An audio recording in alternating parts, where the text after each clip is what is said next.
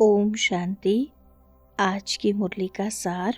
मीठे बच्चे, जिन्होंने शुरू से भक्ति की है, 84 जन्म लिए हैं, वह तुम्हारे ज्ञान को बड़ी रुचि से सुनेंगे, इशारे से समझ जाएंगे।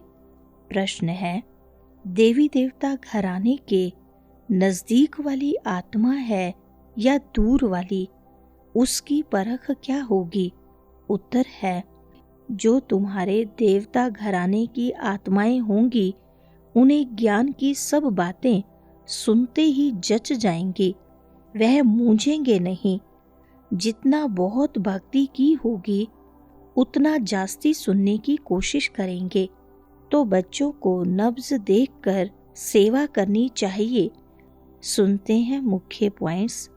पहला है, अब तुम बच्चे यह तो समझते हो कि जिसने बहुत भक्ति की होगी शुरू से लेकर, तो उनको फल भी इतना ही जल्दी और अच्छा मिलेगा।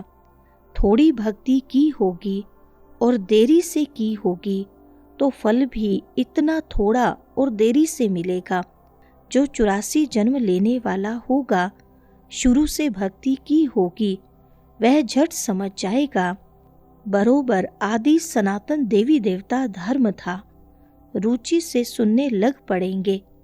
दूसरा पॉइंट, अगर कहते हैं हम कैसे समझें कि पूरे 84 जन्म लिए हैं, बुद्धि में जचता नहीं है, तो समझो यह 84 जन्म लेने वाला नहीं है। दूर वाले कम सुनेंगे। जितना बहुत भक्ति की होगी, वह जास्ती सुनने की कोशिश करेंगे, झट समझ जाएंगे। कम समझता है तो समझो यह देरी से आने वाला है। बहुत भक्ति करने वाला इशारे से समझ जाएगा। सारा भक्ति पर मदार है। तीसरा पॉइंट, यह सब समझने की बातें हैं।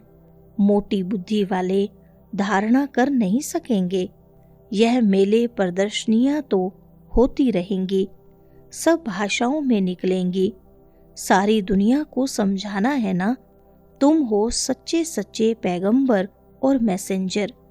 वह धर्म स्थापक तो कुछ भी नहीं करते, न वह गुरु हैं।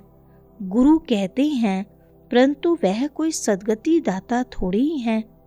चौथा पॉइंट, बाप भी कहते हैं, मैं कल्प कल्प कल्प के संगम युगे आता हूँ। इनको कहा जाता है कल्याणकारी संगम युग। और कोई युग कल्याणकारी नहीं है। सतयुग और त्रेता के संगम का कोई महत्व नहीं। सूर्यवंशी पास्ट हुए, फिर चंद्रवंशी राज्य चलता है, फिर चंद्रवंशी से वैश्यवंशी बनेंगे, तो चंद्रवंशी पास्ट हो गए।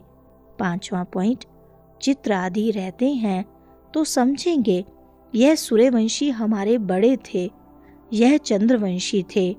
वह महाराजा, वह राजा, वह बड़े धनवान थे। बाप कहते हैं, मैं भी ड्रामा के बंधन में बांधा हुआ हूँ। मेरा पार्ट ही अभी है जो बजा रहा हूँ। कहते भी हैं, बाबा कल्प कल्प आप ही आकर भ्रष्टाचारी पतित से श्रेष्ठाचारी पावन बनाते हो। छठा पॉइंट, बाबा ने तुमको समझाया है, आत्माएं अकाल मूर्त हैं। आत्मा का यह शरीर है रथ। इस पर अकाल अर्थात जिसको काल नहीं खाता, वह आत्मा विराजमान है। उस अकाल तख्त पर बैठने वाले भी इसका अर्थ नहीं समझते। सतयुग में तुमको काल नहीं खाएगा। अकाले मृत्यु कभी नहीं होगी। तुम जन्म जन्मांतर के आशिक हो, याद करते आए हो, हे प्रभु देने वाला तो एक ही बाप है ना। बच्चे सब बाप से ही मांगेंगे। सातवां पॉइंट, आत्मा जब दुखी होती है तो बाप को याद करती है। सुख में कोई याद नहीं करते, दुख में याद करते हैं। बाबा आकर सद्गति दो।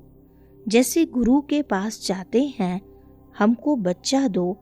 अच्छा बच्चा मिल गया तो बहुत खुशी होगी। बच्चा नहीं हुआ तो कहेंगे ईश्वर की भावी। ड्रामा को तो वह समझते ही नहीं। अगर वह ड्रामा कहें तो फिर सारा मालूम होना चाहिए। तुम ड्रामा को जानते हो और कोई नहीं जानते। 8वां पॉइंट, बाप कहते हैं मैं 5-5 हजार वर्ष बाद आता हूँ। यह 4 युग बिल्कुल इक्वल हैं। स्वास्तिका का भी महत्व है ना। खाता जो बनाते हैं तो उसमें स्वास्तिका बनाते हैं। यह भी खाता है ना। हमारा फायदा कैसे होता है, फिर घाटा कैसे पड़ता है। घाटा पड़ते पड़ते अभी पूरा घाटा पड़ गया है। यह हार जीत का खेल है। 9वां पॉइंट, जब कोई शरीर छोड़ता है तो मुख से तो कहते हैं फलाना स्वर्ग पधारा, लेकिन अंदर दुखी होते रहते हैं। इसमें तो और ही खुश होना चाहिए। फिर उनकी आत्मा को नरक में क्यों बुलाते हो? कुछ भी समझ नहीं है। अभी बाप आकर यह सब बातें समझाते हैं। बीज और झाड़ का राज समझाते हैं। ऐसे झाड़ और कोई बना न सके। 10वां पॉइंट, बाप खुद बैठ बताते हैं मैंने कहा था मैं साधारण बूढ़े तन में आता हूँ, आकर तुमको पढ़ाता हूँ। यह भी सुनते हैं। अटेंशन तो हमारे ऊपर है। यह भी स्टूडेंट है। यह अपने को और कुछ नहीं कहते। प्रजापिता सो भी स्टूडेंट है। भल इसने विनाश भी देखा परंतु समझा कुछ भी नहीं। आहिस्ते आहिस्ते समझते गए। जैसे तुम समझते जाते हो बाप तुमको समझाते हैं, बीच में यह भी समझते जाते हैं, पढ़ते रहते हैं। 11वां पॉइंट, मनुष्य समझते हैं स्वर्ग कोई ऊपर छत में होगा। दिलवाड़ा मंदिर में तुम्हारा पूरा यादगार खड़ा है। आदि देव, आदि देवी और बच्चे नीचे योग में बैठे हैं। ऊपर में राजाई खड़ी है। मनुष्य तो दर्शन करेंगे, पैसा रखेंगे, समझेंगे कुछ भी नहीं। तुम बच्चों को ज्ञान का तीसरा नेत्र मिला है। तुम सबसे पहले तो बाप की बायोग्राफी को जान गए तो और क्या चाहिए। बाप को जानने से ही सब कुछ समझ में आ जाता है तो खुशी होनी चाहिए।